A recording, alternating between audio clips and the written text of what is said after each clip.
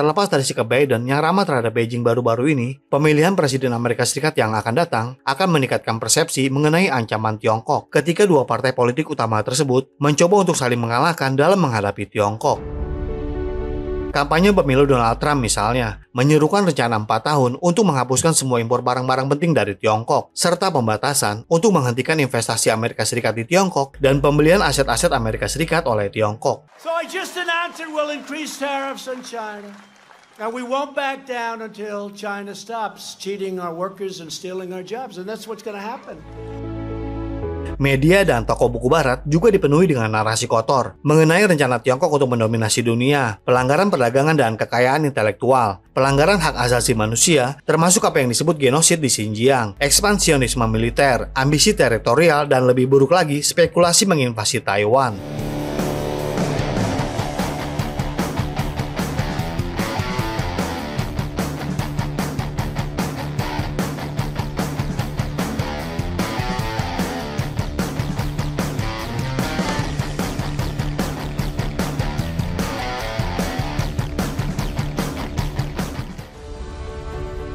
Terhadap wacana yang cenderung sepihak ini, buku terbaru dari ilmuwan politik Joseph Solis Mullen, The Fake China Threat and Its Very Real Danger, membantah tuduhan ini.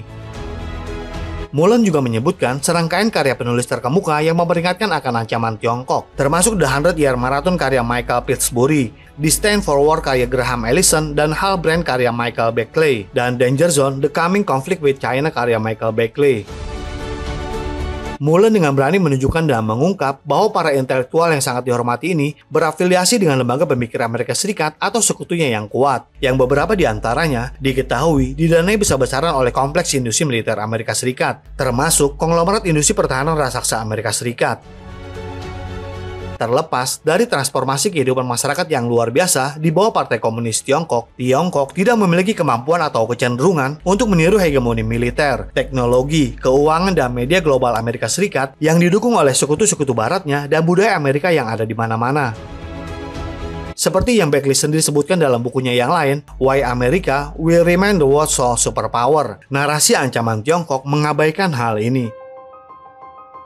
Gagasan tentang ancaman Tiongkok telah begitu meresap ke dalam tubuh politik Amerika, sehingga sejumlah besar warga Amerika, sekitar 58% yang disurvei oleh Chicago Council, kini memandang perkembangan Tiongkok sebagai kekuatan dunia, sebagai ancaman kritis terhadap Amerika Serikat. Data ini berdasarkan survei yang dilakukan sejak tahun 70-an dan 90-an.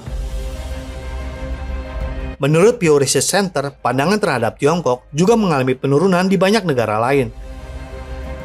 Standar ganda barat, selain bias dan prasangka, merosotnya opini publik Tiongkok di tingkat global muncul dari sejumlah keluhan yang tulus dan mendalam. Yang pertama, hubungan perdagangan dan investasi dengan Tiongkok menjadi sepihak dan kurang memiliki timbal balik dalam hal akses ke pasar Tiongkok. Keputusan Italia untuk mengakhiri kemitraannya dengan inisiatif Sabuk dan Jalan adalah salah satu contohnya. Yang kedua, meskipun ada perbaikan, perlindungan kekayaan intelektual investor asing, khususnya di bisnis teknologi tinggi, masih belum memadai. Yang ketiga, karena perbedaan dalam politik nasional yang dianggap Tiongkok sebagai pejuang serigala, diplomasi saling balas telah membuat kesal beberapa pemerintah dan para pemilihnya. Menyaksikan kemarahan Australia terhadap sanksi perdagangan keras yang diterapkan oleh Tiongkok sebagai tanggapan terhadap seruan Australia untuk melakukan penyelidikan internasional terhadap asal mula wabah COVID-19 di Tiongkok. Sementara itu, perekonomian Tiongkok juga sedang menghadapi tantangan berat, termasuk kesenjangan demografi, hutang perumahan dan pemerintah daerah, pengangguran kaum muda, perlambatan ekonomi global, dan geopolitik yang memicu pemisahan atau pengurangan risiko dari Tiongkok. Tiongkok memperkuat langkah-langkah untuk mengatasi beberapa kekhawatiran yang meracuni hubungannya dengan Barat, seperti akses pasar yang lebih baik, persaingan yang setara, dan perlindungan kekayaan intelektual dengan tujuan untuk menciptakan negara yang berorientasi pasar, hukum, dan lingkungan bisnis kelas 1 internasional. Orang asing selalu diterima di Tiongkok, termasuk pelajar internasional. Alipay juga baru-baru ini bermitra dengan penyedia layanan perjalanan meluncurkan paket wisata khusus Tiongkok untuk para wisatawan internasional. Dan pemerintah Tiongkok juga mempromosikan Xinjiang sebagai tujuan wisata. Kini semakin banyak orang asing mengunjungi Xinjiang, dan dunia akan semakin memahami khayalan genosid yang dibuat-buat oleh negara-negara barat. Pada konferensi kerja tahunan bulan lalu, presidensi mengatakan kepada utusan diplomatik Tiongkok bahwa mereka harus menceritakan kisah Tiongkok dengan baik dan membangun lebih banyak jembatan tidak hanya dengan pemerintah, tetapi juga dengan masyarakat biasa. Selain itu, diplomasi melalui dialog antara lembaga pemikir dan individu berpengaruh dapat memberikan hasil yang sangat baik dalam memitigasi hiperbola anti-Tiongkok. Dalam hal ini, Center for China and Globalization yang merupakan wadah pemikir global terkemuka di Tiongkok adalah pelopornya. Pada akhirnya, yang penting dalam hubungan internasional adalah ketergantungan negara-negara terhadap mata pencarian ekonomi dan pembangunannya. Pada tahun 2018, Tiongkok telah menjadi mitra dagang yang lebih besar bagi 128 dari 190 negara dibandingkan Amerika Serikat. Data ini menurut catatan dari Lowy Institute. Tiongkok adalah produsen terbesar di dunia dan merupakan pusat rantai pasokan dan nilai global.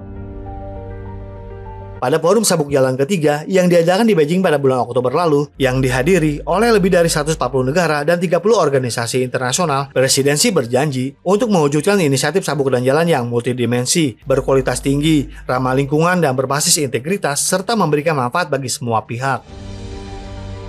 Demikian pula, semakin banyaknya negara yang bergabung dengan Organisasi Kerjasama Shanghai yang didirikan oleh Tiongkok dan Rusia dan mencakup lebih dari 40% populasi dunia. Didukung oleh Inisiatif Pembangunan Global, Inisiatif Keamanan Global, dan Inisiatif Peradaban Global, Tiongkok mulai secara aktif menjadi perantara perdamaian dan pembangunan di seluruh dunia. Pemulihan hubungan bersejarah antara Arab Saudi dan Iran dan peran diplomatik Tiongkok dalam menyerukan resolusi perang Ukraina dan krisis kemanusiaan di Gaza muncul dalam pikiran kita. Tiongkok menunjukkan kepada dunia melalui tindakan dan dampaknya bahwa alih-alih menjadi ancaman, Tiongkok merupakan bagian dari solusi menuju kesejahteraan bersama bagi umat manusia. Jadi bagaimana menurut Anda tentang betapa agresifnya propaganda Barat dalam upaya memojokkan Tiongkok di mata dunia? Silakan berikan komentarnya di kolom komentar kami. Terima kasih dan sampai jumpa di episode berikutnya. But you don't hear them talking about COVID. COVID. To be specific, COVID-19. That name gets further and further away from China as opposed to calling it the Chinese virus.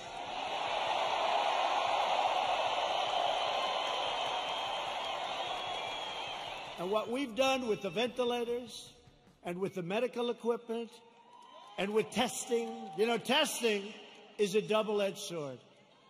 We've tested now 25 million people. It's probably 20 million people more than anybody else. Germany's done a lot. South Korea's done a lot. They call me, they say,